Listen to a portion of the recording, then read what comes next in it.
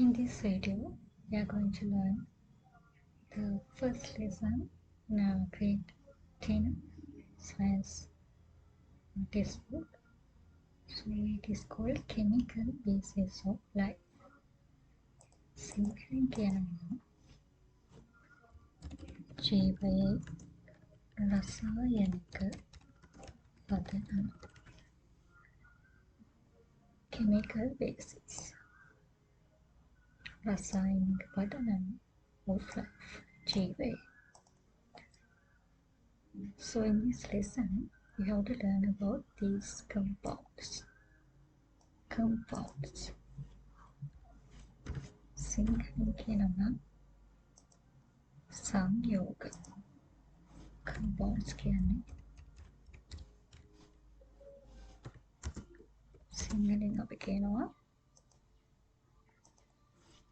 සංයෝග. ඉතින් මෙන්න මේ සංයෝග ගැන තමයි අපි මේ පාඩමේදී ඉගෙන ගන්නට ඕන.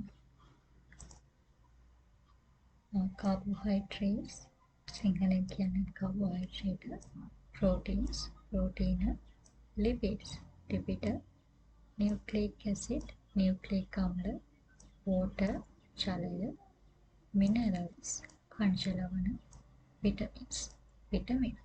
ඉතින් මෙන්න මේ compounds 7 ගැන තමයි අපිට මේ පාඩමේදී ඉගෙන ගන්න තියෙන්නේ. හොඳයි.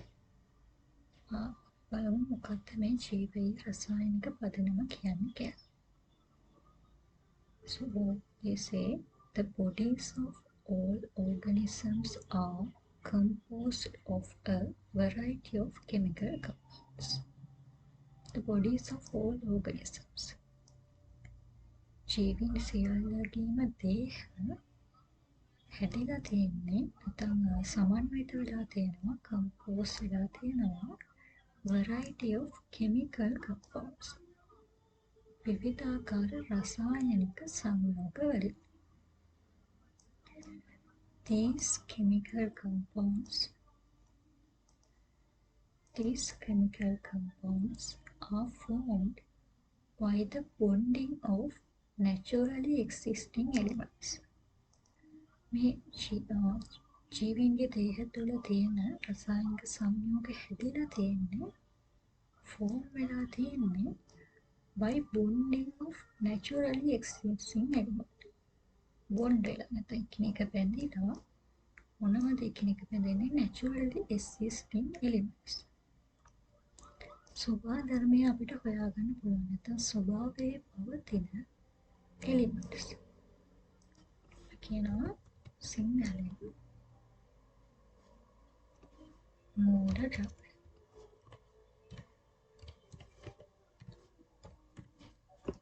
මේ elements වලට සිංහලෙන් කියනවා මූල ද්‍රව්‍ය.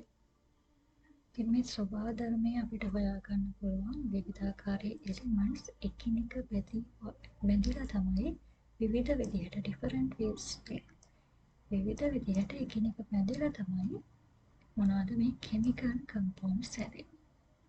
රසායනික සංයෝග හැදෙන්නේ. There are only about 25 elements in a living body. ඒකල කියනවා මූල ද්‍රව්‍ය 25ක් පමණ තමයි ජීව දේහ තුළ අපිට හමු වෙන්නේ out of 92 elements present in nature. ස්වභාව ධර්මයේ අපිට මූල ද්‍රව්‍ය 92ක් පමණ හොයාගන්න පුළුවන් වුණත් මේ 92කින් 25ක් විතර තමයි ජීව දේහ තුළ අපිට හමු වෙන්නේ. They are present at different locations. මේ හමු වෙන මූල ද්‍රව්‍ය 25 ජීව දේහ තුළ the body of different forms. ජීව දේහ තුළ විවිධ ස්ථානවල විවිධ ආකාරයෙන් අපිට හමු වෙනවා. The most common 4 elements in the living body are. එතකොට මේ විදිහේ විවිධාකාර chemical compounds තියෙනවා. හැබැයි විවිධාකාර මූල ද්‍රව්‍ය තියෙනවා. හැබැයි අපිට වැඩිපුරම ජීවදේය තුළ හමුවන මූලද්‍රව්‍ය 4 තමයි carbon, hydrogen, oxygen and nitrogen සහ නයිට්‍රජන්. මේ මූලද්‍රව්‍ය 4 තමයි අපිට වැඩිපුරම ජීවදේය තුළ හමු වෙන්නේ. Other than above, මෙයට අමතරව sulphur, phosphorus, sodium, potassium, calcium, magnesium, iron and chlorine. මේ කියන මූලද්‍රව්‍යයන් are essential for the survival of organism. Are essential අත්‍යවශ්‍යයි for the survival of organism. Survival ජීවීන්ගේ පැවැත්මට අත්‍යවශ්‍යයි මෙන්න මේ කියන මූලද්‍රව්‍යයන්. පස්සේ ඒගොල්ලෝ දීලා තියෙනවා percentage of 4 common elements in human body. මිනිසාගේ දේහය තුළ මිනිස් සිරුර තුළ හමු වෙන වැඩිපුරම හමු වෙන එලිමන්ට්ස් වල නැත්නම් මේ මූලද්‍රව්‍ය වල සංයුතය නැත්නම් ඒව කොයිතරම් ප්‍රමාණයක් මිනිස් දේහය තුළ තියෙනවද කියලා. ඉතින් මේක තියලා තියෙන mass basis එක අනුව කියන්නේ ස්කන්ධය අනුව තමයි මේගොල්ලෝ මේ percentage එක දීලා තියෙන. අපි කියනවා mass කියන්නේ සිංහලෙන් කිව්වොත් ස්කන්ධය. ඒ ස්කන්ධය අනුව තමයි මේගොල්ලෝ මේ percentage දීලා තියෙන්නේ. අපි ගත්තොත් ඔක්සිජන් percentage එකක් විදිහට ස්කන්ධය අනුව percentage එක 65%ක්. කාබන් 18%. හයිඩ්‍රජන් 10%යි. නයිට්‍රජන් 3%යි. වෙනත් මූලද්‍රව්‍ය 4%කුත් මිනිස් දේහය තුළ අපිට හමු වෙනවා. ඊළඟට ඒගොල්ලෝ කියනවා chemical compounds that build up living matter. Chemical compounds රසායනික සංයෝග that build up living matter. සජීවී පදාර්ථ. living matter කියන්නේ සිංහලෙන් කිව්වොත්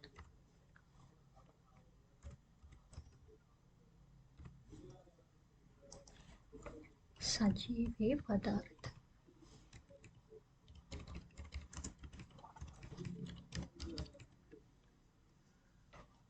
සජීවී පදාර්ථ තුළ හමුවන chemical compounds can be divided into 2 categories.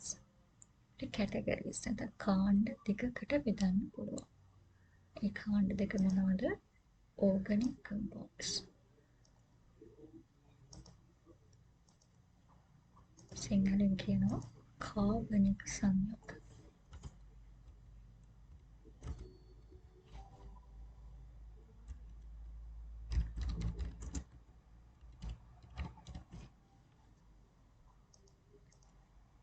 අනිත් කාණ්ඩය තමයි inorganic compounds.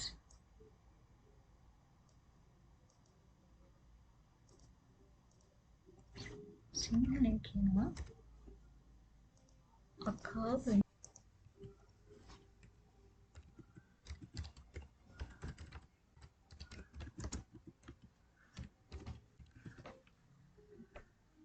ඉතින් අපිට මේ ජීවදේහ තුළ හමුවන රසායනික සංයෝග, කාබනික සංයෝග සහ ඕගනික් කම්පවුන්ඩ් සහ ඉනෝගනික් කම්පවුන්ඩ්ස් විදිහට කාණ්ඩ දෙකකට බෙදන්න පුළුවන්.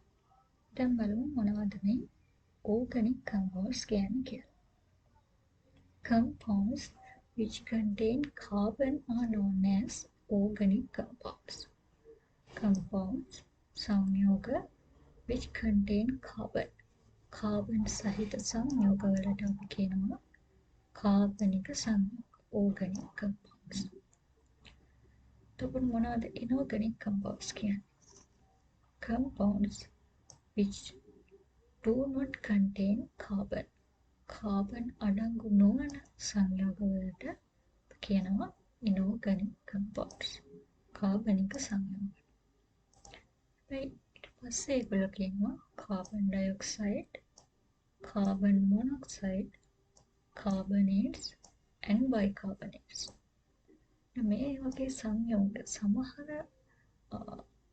කාබන් සහිත සංයෝග තියෙනවා are some of inorganic compounds which contain carbon. මේ සංයෝගවලත් කාබන් අඩංගු වෙනවා. හැබැයි එහෙම කාබන් අඩංගු වුණත් මේවා අපි සලකන්නේ inorganic compounds විදිහට.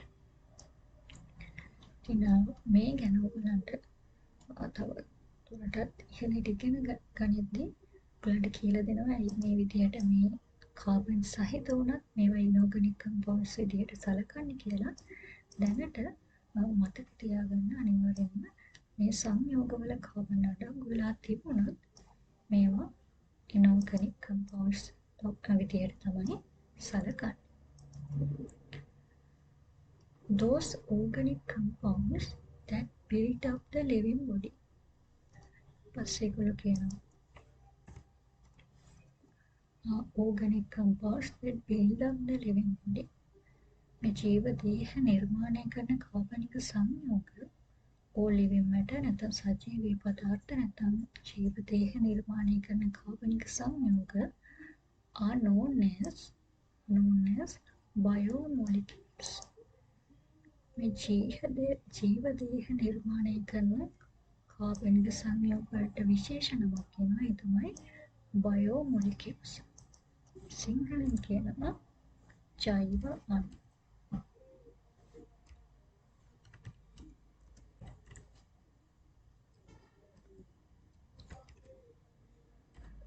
ජෛව අණු කියලා නැත්නම් biomolecules.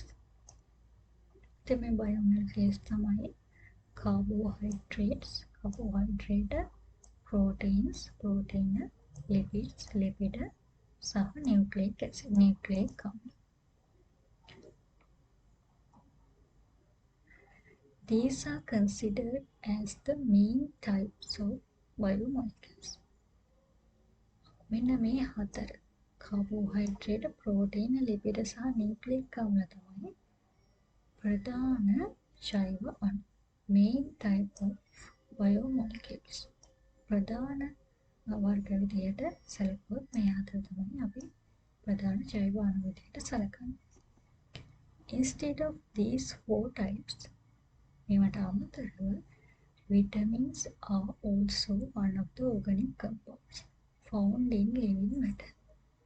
මේ සජීවී පදාර්ථ වල හමු වන තවත් කාබනික සංයෝගයක් තමයි vitamins. ඉතින් අපි මේ පාඩමේදී vitamins ගැන ගන්නවා. පස්සේ ඒගොල්ලෝ කියනවා water, minerals, khනිජ ලවණ. minerals කියන එකට සිංහලෙන් කියනවා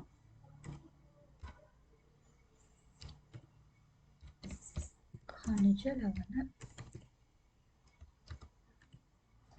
and gases. Gases කියන්නේ වායු. are some of the inorganic molecules. මෙන්න මේ ජලය, khනිජ ලවණ සහ වායු අපිට හඳුනා ගන්න පුළුවන් inorganic molecules that are essential for the maintenance of life. ජීවයේ පැවැත්මට maintenance of life.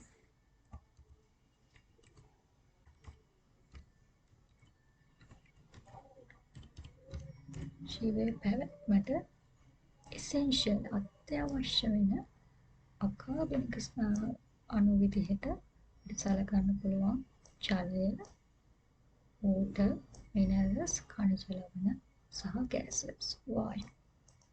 ඉතින් ඊළඟට අපිට ඉගෙන ගන්න තියෙන්නේ මේ ජෛව අණු ගැන. ඉගෙන ගන්න ඕන මේ පාඩමේ carbohydrate, protein, lipid, nucleic acid කියන මේ ප්‍රධාන ජෛව අණු හතර ගැන. A S